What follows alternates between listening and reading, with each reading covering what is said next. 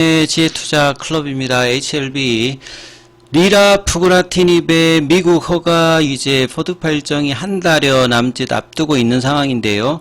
중국에서 이제 허치메드의 경쟁약이 추가 허가가 되었다는 기사 한번 살펴보겠습니다. 자, HLB 오전장의 주가는 지금 35,500원 강보합세 흐름 나타나고 있는데요. 내용 한번 살펴보도록 하겠습니다.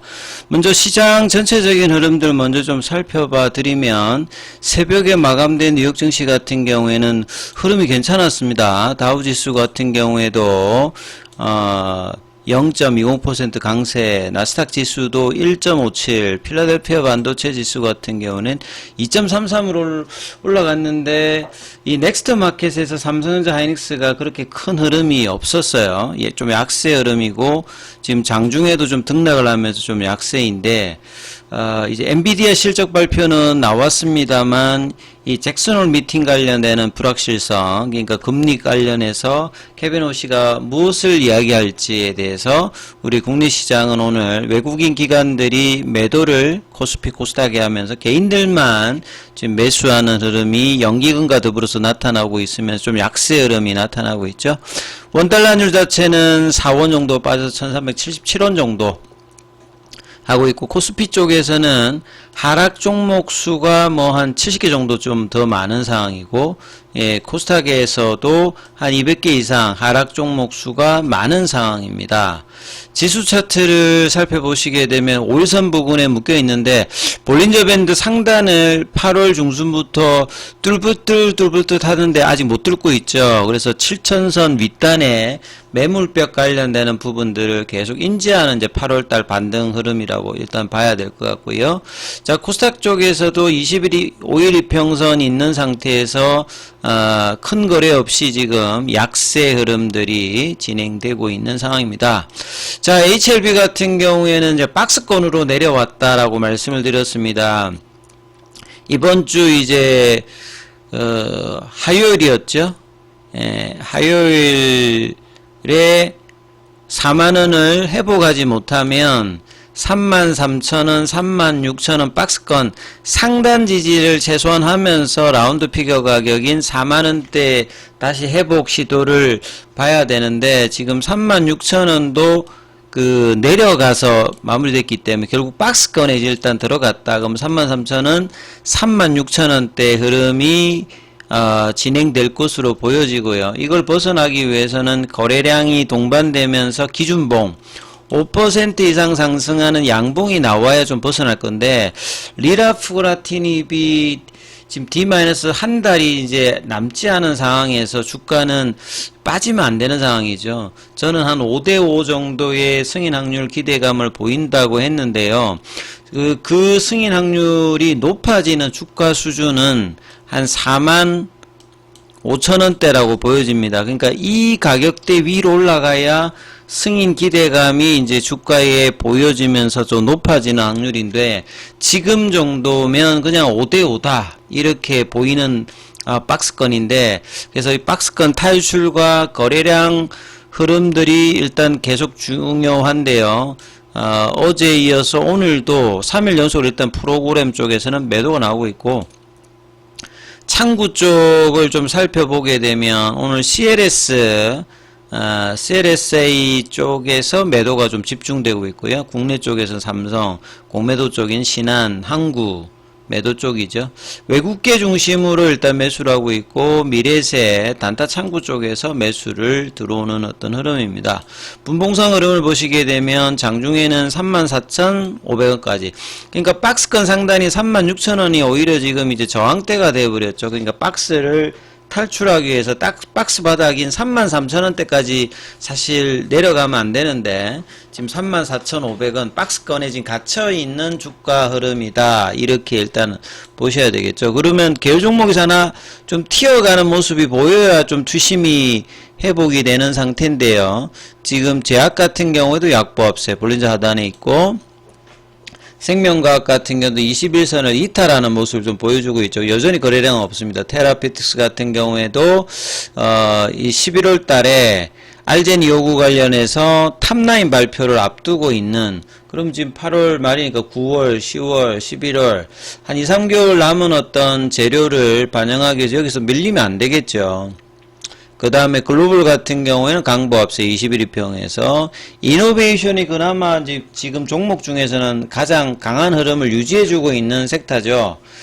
작년 저점 부근에 다시 빠졌다가 저점 대비해서 100% 오르고 난 다음에 지금 흐름이 견조하게 일단 음봉이 이틀 나왔다가 4일 연속으로 일단은 양봉 흐름으로 거래량은 없습니다만 흐름이 좀 이어지고 있기 때문에 한 종목이라도 좀 치고 나가는 모습을 보여야 되는 어떤 상황이다 이렇게 좀 봅니다. 자, 기사는 이제 메디코 파마 뉴스에서 나왔는데 리라푸그라티닙의 경쟁력이라기보다는 중국 쪽에서 이제 같은 기전으로 이 허치메드입니다. 허치메드는 나스닥에는 ADR로 상장되어 있습니다. 그리고 2023년도에는 얘가 이제 바이오텍이니까 시가총액이 뭐 이렇게 크진 않습니다. 1조가 안 되기 때문에 그 다케다 쪽으로 이제 판권을 줘서 하는데 23년도에 프루자클라라고 해가지고 대장암 쪽 그 2, 3차 치료제에 허가도 받은 이력이 있습니다. 국내 쪽에서도 바이오텍하고 많은 협업을 하는 회사가 이제 허치메드라고 보시면 되겠죠. 여기가 NMPA에서 이 판네그라티닙 티닙이니까 이것도 경구용 제제겠죠. 허가를 받았습니다. 여기도 FGFR2의 융합, 재배열, 그 다음에 진해성, 전이성, 절제 불가능, 간내, 담간암입니다. 작년도 12월 달에 이제 NDA 제출해서 우선 심사를 받았거든요. 그래서 지금 글로벌 와이즈, 뉴스 와이즈에 보면 이게 8월 27일자 기사로 허치메드가 발표했다. NMPA 어프루발 알트레드입니다. 이게 이제 뭐 판그라티닙 이렇게 돼 있죠. FGFR2 퓨전 리어레인지먼트 담가랑 관련되는 부분. 여기는 근데 이제 FGFR2 1, 2, 3을 다 이제 이니비트하는 형태예요. 그러니까 리라프고린 단일 기전 FGFR2를 타겟하는 거하고는 좀 다른 기존에 이제 있는 약들하고 이제 비슷한 어떤 멀티 타겟 형태라고 보여집니다. 근데 주가는 이런 흐름이 나와도 홍콩 시장에서 크게 흐름이 없어요. 나스닥에 이제 ADR 쪽에 있는 것들도 크게 이렇게 흐름은 없는 상태입니다. 이미 이제 허치메드 같은 경우는 6월 달에 이제 이 판그레티닉 관련되는 부분, 에즈모 위장관 학회에서 임상 이상 데이터, 보통 이제 그 담가നം 같은 경우는 희귀암이다 보니까 3상까지 가는 것보다는 보통 2상에서 조건부 허가를 대부분 내주고 있습니다. 그래서 리라푸그라티닙도 이제 여기에 준하는 이제 허가 신청 과정에 들어가 있다. 이렇게 이해를 하시면 될 것 같습니다. 그래서 내용 좀 보게 되면 포드파 일정 한 달 남짓 않았는데 같은 기전인데 멀티 타켓 형태니까 조금 다르죠. 타켓 형태. 그래서 중국 관련되는 부분들은 사실 크게 이렇게 타깃이 아니니까 중국 쪽에 만약에 진출을 하려면 현지 허가나 파트너 약가 전략이 구체화될 필요가 있겠습니다만 주로 타깃하는 쪽이 미국 쪽, 유럽 쪽이라고 일단 봐야 되기 때문에 이거는 그렇게 현지 진입 속도가 중요하다는 기사가 그렇게 영향가 있는 기사는 아닌 것 같습니다. 중국 FGR FR2 이제 단가남 시장에는 이미 중국 회사죠. 이 이노벤터가 인사이트의 이제 이 페미가팁 같은 경우에는 이미 이제 허가를 받아 있는 상태죠. 이제 2018년도에 이미 허가를 받아 있는 상태에서 이노벤트가 이제 중국 쪽 관련되는 판권을 가지고 와서 라이센스 인을 한 거죠. 이노벤트가, 이제 가져와가지고 22년도에 NMPA 허가를 받았습니다. 국내 쪽에서도 이제 이노벤트가 직접 하지 않고, 이제 중국 쪽에서는 가교 임상을 했어요. 23년도에, 20년도에 가교 임상을 해가지고, 22년도에 허가를 받았고 23년도에 이제 한국에서는 이제 예전에 이제 한독 제약 약품에서 요거 가져왔는데 국내에서는 별도로 이제 가격 임상 이런 건 하진 않았습니다. 이게 희귀약이다 보니까 그냥 인사이트의 페미가니 TV 이제 보험 수가로도 이제 적용을 받았다 이렇게 보시면 될 것 같습니다. 그리고 이제 그 티넨고티닙도 있어요. 요거 뭐 찾아보니까 그 중국 쪽에 이제 트랜스테라 바이오사이언스가 이제 허가받은 약물입니다. 예. 그래서 이제 팔레그라티닙하고 리라포네틱 같은 경우에는 그 2차 치료제로 FGFR 억제제 사용 전 환자를 겨냥하고 있는 데 대비해서 티넨고티닙 같은 경우에는 치료하고 난 다음에 후속으로 이제 뭐 필요할 때 하는 치료제다. 뭐 이렇게 이해를 하시면 될 것 같고요. 그래서 뭐 비교하는 임상 데이터를 보시게 되면 리라푸라티닉 같은 경우하고 이제 이 판네그라티닉 관련되는 부분은 요 DOR이라든지 PFS 값이라든지 결국 항암제에서 가장 중요한 건 뭐 OS 값이죠. 이게 더 길입니다. 근데 헤드 투 헤드의 비교가 아니기 때문에 치료 효과의 우위를 뭐 직접적으로 판단하기는 좀 어렵습니다. 그리고 이제 안전성 비교 관련되는 부분에서 여기 보면 이제 3등급 이상이라고 말은 입원이라든지 약을 처방해야 되는 뭐 4등급 같은 경우는 이제 생명을 위태롭게 하는 거고요. 5등급은 사망입니다. 그러니까 3등급 이상의 관련이 48.3% 사망은 없었고 5등급은 없었다는 거죠. 그리고 치료 중단율이 2.2였다.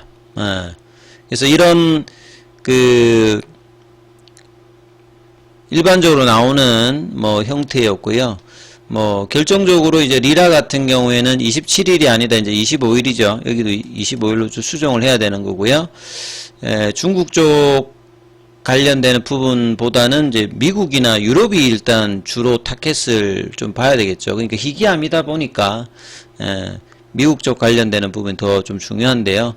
그러니까 중국에서 이제 뭐 판네그라티닙이 허가를 받았다고 해가지고 FDA가 뭐 이런 부분을 반영해서 뭐 한다기보다는 그 기존에 나와 있는 부분이라든지 자체적인 어떤 임상 품질, 이상 자료 이걸 기준으로 한다라고 봐야 되겠죠. 근데 만약에 이제 중국을 하려고 한다고 하면 이미 중국 쪽에 허가받은 약물이 있으니까 후발로 들어갈 때는 유전자 검사 연계라든지 처방 경험 축적, 가격 협상 이런 게 있는데 만약에 이제 FDA에서 허가 받아가지고 이런 축적된 리얼 데이터가 있다라고 하면 나중에 이제 중국 진출할 때는 이제 그런 부분들을 이제 반영하겠다 이렇게 봐야 되겠죠. 그리고 릴레이사하고는 이제 총 5억 달러 규모인데요. 이제 초기에 선급금 준 거하고 그 다음에 이제 뭐 원료라든지 해서 총해서 1870만 달러가 일단 갔습니다. 그래서 남아있는 최대 규제 상업화 마일스톤 같은 경우는 4억 8,500만 달러다. 요렇게 뭐 이해를 하시면 될 것 같습니다. 아무튼 주가가 지금 좀 아쉬운 흐름들을 계속 보여주고 있는데요. 여기서는 이제 박스권을 빨리 벗어날 수 있는 거래량을 동반한 양봉 형성이 가장 뭐 시급하다 이렇게 좀 보셔야 될 것 같습니다.